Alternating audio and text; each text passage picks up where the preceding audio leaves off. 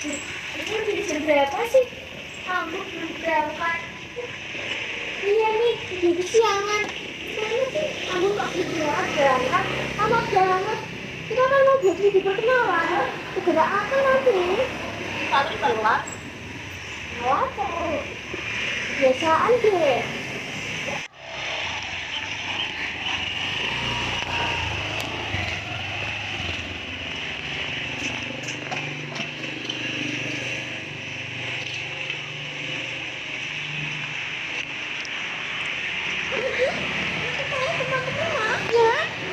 Ya, ini jam berapa?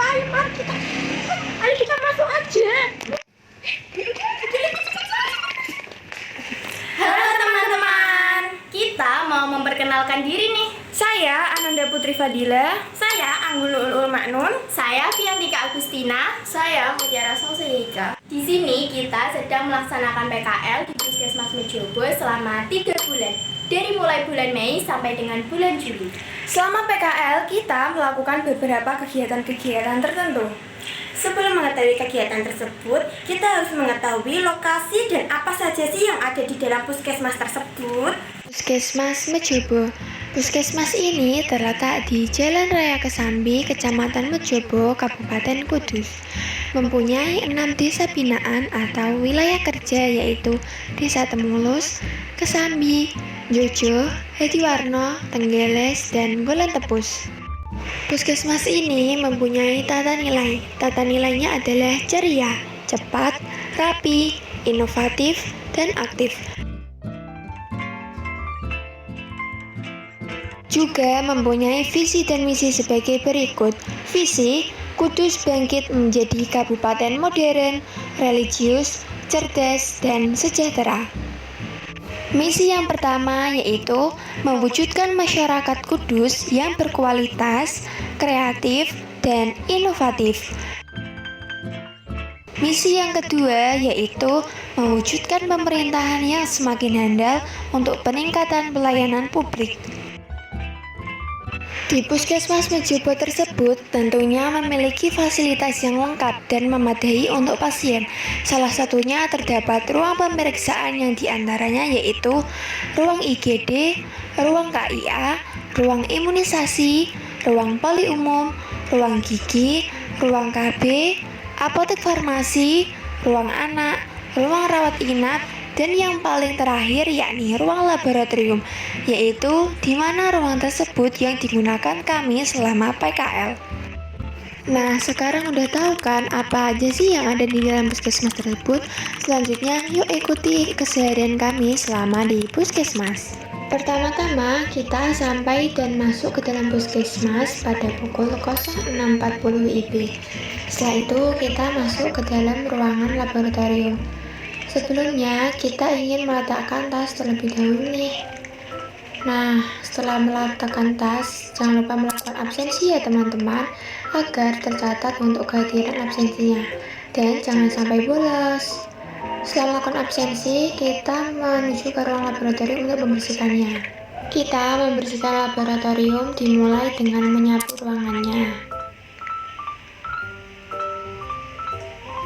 Nah, setelah menyapu, kita mengaktifkan alat hematologi analyzer sebelum melakukan pelayanan pasien.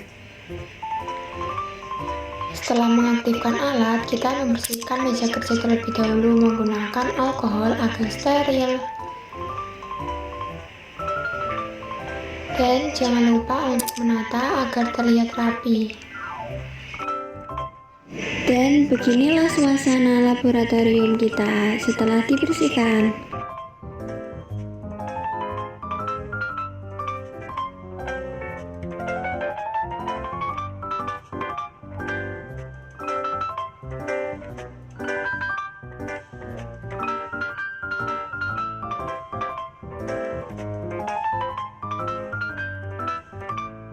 Pada pukul 07.30 atau jam setengah 8 pagi, sebelum kita melaksanakan aktivitas, kita melakukan apel pagi setiap hari yang dilaksanakan bersama pegawai-pegawai puskesmas. Ini jam berapa sih? Jam berapa ya? Jam berapa sih? Sudah jam berapa nih? Nih, sudah jam 8. Waduh, udah jam 8 nih. Kira-kira kita mau ngapain ya? Ngapain? Ada yang tahu nggak? Nggak tahu. Saatnya kita. Nah teman-teman, jika sudah jam 8, kita saatnya melakukan berbagai praktikum untuk melayani pasien. Sebelum kita melakukan praktikum, kita harus menggunakan jas laboratorium terlebih dahulu agar tidak terkontaminasi dengan beberapa penyakit. Dan jangan lupa memakai handscoon ya.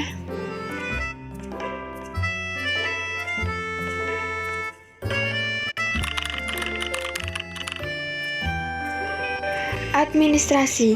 Di bagian administrasi ini, kita memasukkan data pasien yang terdiri dari identitas nama, umur, dan alamat.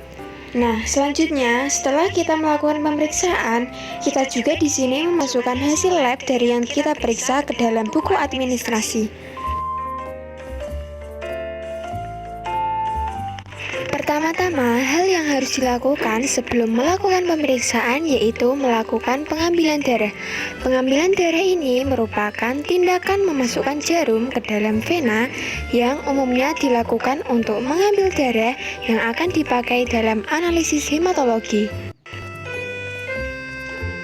Pemeriksaan kimia urin. Salah satu jenis pemeriksaannya yaitu pemeriksaan protein urin, sering dilakukan pada ibu hamil, yang merupakan salah satu jenis pemeriksaan laboratorium untuk mengidentifikasikan adanya preeklamsia.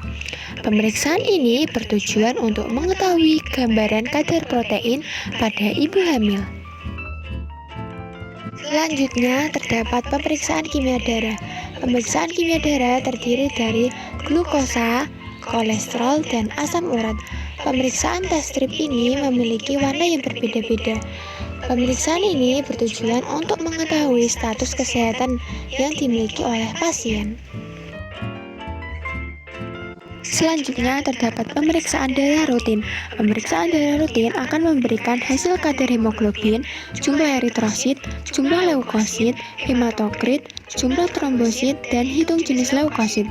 Pemeriksaan ini digunakan untuk menunjang atau menyingkirkan diagnosis beberapa penyakit seperti anemia, demam berdarah dengue, infeksi bakteri, dan lain sebagainya. Selanjutnya terdapat pemeriksaan golongan darah. Tes golongan darah dilakukan untuk mengetahui jenis golongan darah seseorang. Tes golongan darah ini sangat penting dalam banyak situasi medis seperti transfusi darah, prosedur bedah, dan transplantasi organ. Selanjutnya terdapat pemeriksaan triple yang terdiri dari HIV, sifilis, dan hepatitis. Pemeriksaan triple merupakan pemeriksaan pada setiap ibu hamil terhadap HIV, sifilis, dan hepatitis B yang tujuannya untuk menurunkan infeksi terhadap bayi baru lahir. Setiap ibu hamil diwajibkan untuk melakukan tes triple untuk jenis mencegah penularan penyakit tersebut. Selanjutnya terdapat pemeriksaan NS1, merupakan tes untuk mendeteksi keberadaan protein non-struktural, yaitu protein yang dimiliki oleh virus dengue, penyebab demam berdarah dengue atau DBD. Pemeriksaan ini mampu mendeteksi virus tersebut dengan cepat, bahkan sejak gejala pertama kali muncul. Dan yang terakhir terdapat pemeriksaan Widal. Pemeriksaan tes Widal ini merupakan salah satu metode yang bisa digunakan untuk membantu mendiagnosis dugaan demam tifoid atau yang lebih dikenal juga dengan tipes. Nah, jika pemeriksaan sudah dilakukan semua, kita mencatat hasil ke administrasi dan memberikan hasil formulirnya kepada pasien. Nah, di luar pemeriksaan laboratorium, kita juga biasanya melakukan kegiatan yang diantaranya yaitu yang pertama, membuat preparat sputum dahak, lalu diwarnai menggunakan pewarnaan ZN. Yang kedua, biasanya kita menerima sputum dahak dari pasien, lalu kita mempacking untuk persiapan dikirimkan ke puskesmas lain untuk dicek TCM PTA-nya. Nah, selanjutnya ini kita merestock plaster yang telah habis bersama Bu Ida, yang merupakan beliau adalah kader pemeriksaan dahak dari Puskesmas Mejobo.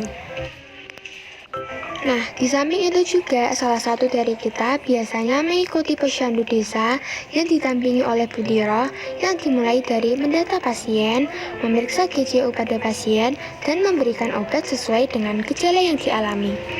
Dan yang terakhir kita biasanya membantu Bu Nanise untuk mengisi formulir data pasien TB dan membantu Bu Hadiro untuk menginput data pasien yang berada di ruang poli KIA untuk dimasukkan ke dalam komputer. Nah, setelah semua pemeriksaan sudah dilakukan, saatnya kita melepas handskon dan mencuci tangan, juga melepas jas laboratorium yang telah dipakai saat pemeriksaan. Pada pukul jam 12 siang, kita diperbolehkan untuk istirahat. Kita istirahat dengan membeli jajan yang berada di sekitar puskesmas dan memakannya bersama-sama. Nah, setelah istirahat, kita melakukan sholat duhur bersama di aula atas. Setelah melakukan sholat bersama pada pukul jam 2, kita saatnya meminta tanda tangan untuk kehadiran hari ini, dan setelah itu kita pulang secara bersama-sama ke rumah masing-masing. Nah, segitu aja ya teman-teman untuk kesiaran kita. Sampai jumpa di video berikutnya. Bye bye.